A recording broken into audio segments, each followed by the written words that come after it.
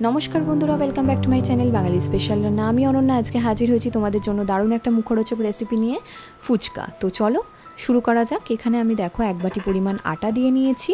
আটাটা কিন্তু আমার মনে হয়েছে পরিমাণে বেশি হয়ে গেছে, সেই জন্য কিন্তু আমি বাটির মধ্যে কিছুটা পরিমাণ তুলে নেব।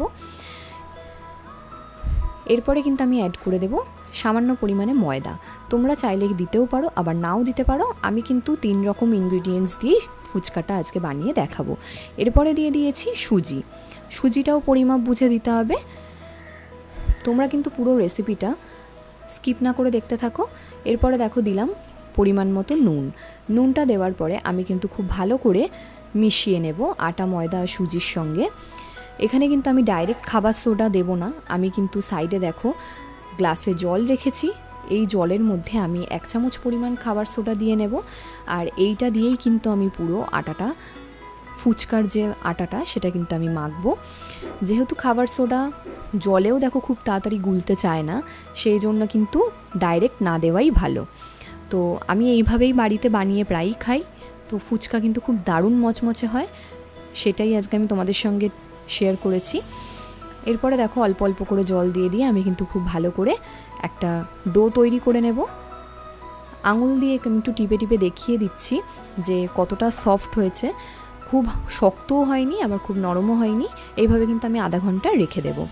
এবার কড়াই গরম করে নিয়ে প্রথমেই দিয়ে দেব গোটা ধনে, তারপরে দেব গোটা জিরে। একটু ভাজা ভাজা করে নেব। এটা কিন্তু আমি আলু যে মাখবো সেই আলুর মশলাটা আমি বানাচ্ছি। এরপরে দিয়ে দেবো গোটা এলাচ, 4টে দিয়েছি আমি, একটু ফাটিয়ে দিয়েছিলাম। এরপরে দেব রাঁধুনি, 2টো শুকনো লঙ্কা দিয়ে খুব ভালো করে কিন্তু লো ফ্লেমে শুকনো কড়াইতে ভেজে নিতে হবে। হ্যাঁ, এর সঙ্গে কিন্তু আমি একটু নুনও অ্যাড করে দিয়েছি, নুনটাও যাতে একটু এর সঙ্গে ভাজা ভাজা হয়ে যায়। তারপরে দিয়েছি গোটা গোলমরিচ দিয়ে খুব ভালো করে কিন্তু মশলাটাকে ভেজে নিতে হবে। তবে খুব বেশি লাল হয়ে গেলে কিন্তু আবার তিতকুটে ভাবটা এসে যাবে, সেই জন্য কিন্তু হালকা করে ভাজতে হবে। তো দেখো নুনের কালারটা দেখে তোমরা বুঝতে পারছো কালারটা চেঞ্জ হয়ে এসছে। এরপরে কিন্তু আমি সেটা একটা মিহি পাউডার বানিয়ে নিয়েছি। এরপরে আমি আলু নিয়ে নিয়েছি। আলুটার কিন্তু চোগলাগুলোকে আমি পরিষ্কার করে ছুলে নিচ্ছি। আমি একটু অ্যাকচুয়ালি দোকানের মতো করার চেষ্টা করেছি, যেভাবে দোকানদাররা করে। এরপরে আমি আলুটাকে খুব ভালো করে মেখে নেব। ফুচকা তো আমরা সবাই খেতে ভালোবাসি, তো বাড়িতে এইভাবে যদি বানিয়ে খাওয়া যায় তাহলে বাইরে যেতে হয় না। এরপরে দেখো আমি কিছু ছোলা আর মটর একসঙ্গে সেদ্ধ করে রেখেছিলাম, সেটা আমি অ্যাড করে দিয়েছি। এরপরে দিয়ে দেবো পরিমাণ মতো নুন। আমি কিন্তু এখানে এমনি নুন দিইনি, বিট নুন দিয়েছি। অল্প পরিমাণেই দিলাম, এই যে ভাজা মশলাটা অ্যাড করলাম সেই জন্য ভাজা মশলাতে নুন দেওয়া ছিল। এরপরে দিয়ে দেবো তেঁতুল। তেঁতুলের পাল্পটা কিন্তু একটু বেশি করে দেবো, কারণ একটু টকটা খেতে ভালো লাগে। আর এটা কিন্তু আমাদের দেশের পাকা তেঁতুল, খেতে দুর্দান্ত, মানে দোকানের না। এবারে কিন্তু খুব ভালো করে আমি আলুটার সঙ্গে সব মশলাগুলোকে মাখিয়ে নেব।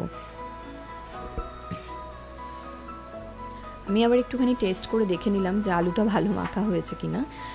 এরপরে দেখো আমি নিয়ে নিয়েছি একটু সামান্য পরিমাণে ধনেপাতা। ধনেপাতাটাকে আমি খুব ভালো করে মিহি করে কুচিয়ে নেব। তোমরা যারা আমাদের চ্যানেলে নতুন তারা কিন্তু অবশ্যই বাঙালি স্পেশাল রান্না চ্যানেলটিকে সাবস্ক্রাইব করতে ভুলো না। আর পাশে থাকা বেল আইকনটিতে কিন্তু অবশ্যই ক্লিক করতে হবে নতুন নতুন মজাদার রেসিপির ভিডিও সবার আগে পাওয়ার জন্য। এরপরে কিন্তু আমি আলুটার উপরে একটু ধনেপাতা ছড়িয়ে দিলাম, তার সঙ্গে আমি পরিমাণ মতো ঝাল দিয়ে নেব। হ্যাঁ, আমি এখানে 2টো কাঁচা লঙ্কা দিয়েছি, কারণ যেহেতু শুকনো লঙ্কা ওই ভাজা মশলায় দেওয়া ছিল, সেই জন্য কিন্তু আমি 2টো কাঁচা লঙ্কা দিয়েছি। খুব বেশি ঝাল হলে আবার আমরা খেতে পারবো না। এরপরে দেখো আলুটাকে আবারও আমি ভালো করে মাখিয়ে নিচ্ছি। আর কিন্তু এতে কিছু দেওয়ার নেই, ব্যাস। তবে আমার ধনেপাতাটা মনে হচ্ছে একটু কম হয়ে গেছে, আর একটু দিলে হয়তো ভালো হবে, ওই জন্য আবার একটুখানি অ্যাড করে দিয়েছি। আমার ধনেপাতার ফ্লেভারটা ভীষণ ভালো লাগে, সেই জন্যই দেওয়া। এরপরে জলটা বানিয়ে নেওয়ার পালা। প্রথমেই মিক্সিং জারে ধনেপাতা, পুদিনা পাতা দিয়ে দিলাম। এরপরে দিয়ে দেব একটা গোটা কাঁচা লঙ্কা, একটু ঝাল ভাবটা থাকবে, দিয়ে জল দিয়ে খুব ভালো করে কিন্তু একটা মিহি পেস্ট বানিয়ে নেব। তোমরা চাইলে পুদিনা পাতা বা ধনেপাতা দিয়ে নাও করতে পারো, জাস্ট তেঁতুল দিয়েই করতে পারো। আমি কিন্তু তেঁতুলটাও দিয়েছি। হ্যাঁ, এবারে কিন্তু আমি গ্লাসে পরিমাণ মতো জল নিয়ে বোলের মধ্যে দিয়ে নিলাম। আর যে তেঁতুল আমি বললাম আমাদের দেশের, এই তেঁতুলটাকে কিন্তু খুব ভালো করে আমি পাল্পটাকে বার করে নেব। আমি কিন্তু দুটো মিক্সড করে জল বানিয়েছিলাম যাতে খেতে খুব ভালো লাগে, আমি আলাদা আলাদা করে আর বানাইনি। আর সত্যি খেতে খুব সুন্দর হয়েছিল, দুর্দান্ত হয়েছিল জলটা। আমার মনে হয় যে আমরা যেটা বাইরে খাই তার থেকে আমি যে ঘরে বানিয়েছি এটা সত্যি কথা বলতে সত্যিই দারুণ হয়েছিল। এরপরে দেখো তেঁতুলটাকে আমি কিন্তু ছেঁকে তুলে নিয়েছি। এবারে পুদিনা পাতার যে জলটা, ধনে পাতা আর পুদিনা পাতা, সেটা কিন্তু একটা ছাঁকনির সাহায্যে আমি ছেঁকে নেব যাতে যে ছিবড়াগুলো থাকে সেগুলো যেন ওর মধ্যে না পড়ে। তো ছেঁকে নেওয়া কমপ্লিট হয়ে গেছে। এবারে একটা চামচের সাহায্যে এর মধ্যে কিন্তু আমি পরিমাণ মতো আবার জল অ্যাড করে দিয়েছি। তারপরে আমি একটা চামচ দিয়ে খুব ভালো করে কিন্তু জলটা গুলিয়ে নেব।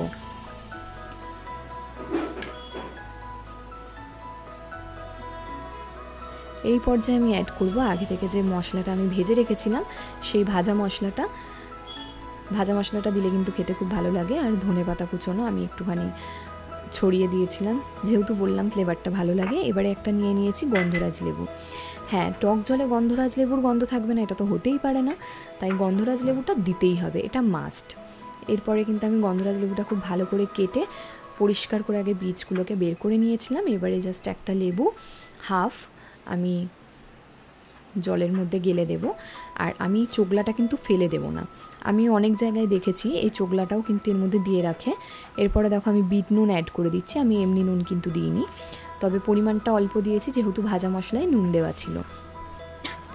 আবার আমি একটু টেস্ট করে দেখে নিলাম সব ঠিকঠাক আছে কিনা। তো ফুচকার জন্য আমার জল আর আলুটা রেডি। এরপরে দেখো আমি আধা ঘন্টার জন্য যে ফুচকার আটাটাকে আমি রেস্টে রেখেছিলাম সেটা কিন্তু আবারও খুব ভালো করে মেখে নিচ্ছি যাতে নরম ভাবটা থাকে আর তাড়াতাড়ি ফুলতে সুবিধা হয়। এরপরে আমি ঘরে যেমনি রুটি বানাই ওই রকম লেচি করে নিয়ে আগে বড় করে বেলে নেব। আমার যেটা প্রসেসটা সহজ মনে হয়েছে আমি সেই প্রসেসেই করেছি, তোমরা চাইলে যে যেরকম প্রসেসে করতে চাও করতে পারো। এর একটু সময়টা কম লাগে, খুব তাড়াতাড়ি হয়ে যায়। তো দেখো গোল করে বড় করে বেলে নিয়ে একটা গ্লাসের সাহায্যে আমি কিন্তু গোল গোল করে কেটে নিচ্ছি। আর বেশ সমান হয়েছে, এক সমানে, দেখতেও ভালো লাগে, ওই জন্য কিন্তু আমার এটা সুবিধাই হচ্ছিল। তো এরম করে দেখো প্রথমে 4টে আমি গোল গোল করা হয়ে গেছে, আবারও আমি ভালো করে বড় করে বেলে নিচ্ছি। আর ময়দা যে আমি ওপরে ছিটিয়ে ছিটিয়ে দিচ্ছি সেটা কিন্তু পরিমাণে খুবই অল্প, কারণ ময়দা দিলে কি হয় শক্ত ভাবটা চলে আসে, তাই অল্প অল্প করে দিয়ে বেলতে হবে। আবারও আমি ভালো করে গ্লাসের সাহায্যে এরকম গোল গোল করে কেটে নেব। দেখতে কি সুন্দর লাগছে না? তবে ফুচকার সাইজটা একটু বড় হয়েছিল যেহেতু গ্লাসের মুখটা বড় ছিল। যাই হোক, বাড়িতেই তো আমরা খাবো। এরপরে দেখো কড়াইয়ের মধ্যে দিয়ে দিয়েছি পরিমাণ মতো সাদা তেল। তেলটা একটু বেশি দিতে হবে, নইলে গরম না হলে ফুলবে না। তেল গরম হয়ে গেছে, এবারে কিন্তু আমি ফুচকাগুলোকে ছাড়তে শুরু করেছি। দেখো কি দারুণভাবে ফুলছে। তোমাদেরকে প্রথমেই একটা টেস্ট করিয়ে দেখিয়ে দিলাম যে কত সুন্দর ফুলেছে। এরপরে পরপর করে আমি ছাড়তে থাকবো। তবে হ্যাঁ, একসঙ্গে দিলে একটু প্রবলেম হচ্ছে যে সবগুলো ফুচকা ফুলছে না, সেটা কেন হচ্ছে বুঝতে পারিনি প্রথমে। যাই হোক, এইটা চুরমুর মাখার জন্য লেগে যাবে যেগুলো ফুলছে না। এরপরে দেখো প্রত্যেকটা ফুচকা আমি কিন্তু এইভাবে ফুলছে, কি দারুণ দেখতে লাগছে আর এত মচমচে হয়েছিল। আর অবশ্যই এটা কিন্তু একটা প্লাস্টিকের মধ্যে বা টাইট কোনো কন্টেনার বা কিছুতে রাখলে তবেই কিন্তু মচমচে ভাবটা থাকবে, নইলে কিন্তু নেতিয়ে যাবে আর খেতে একদম ভালো লাগবে না। তো এরম করে কিন্তু আমি প্রত্যেকটা ফুচকা ভেজে নেব।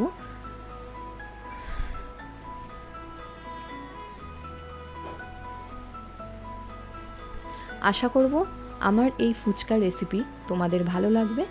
আর ভালো লাগলে কিন্তু বাড়িতে অবশ্যই ট্রাই করে আমাকে কমেন্ট করে জানিও যে তোমরা বাড়িতে কেমন খেয়েছো। হ্যাঁ, তো তোমাদের কমেন্ট কিন্তু আমাদের চ্যানেলের জন্য খুবই একটা দরকারি জিনিস, আশা করি তোমরা বুঝবে। আর ভালো লাগলে লাইক শেয়ার কমেন্ট করতে ভুলো না। টাটা, থ্যাংক ইউ।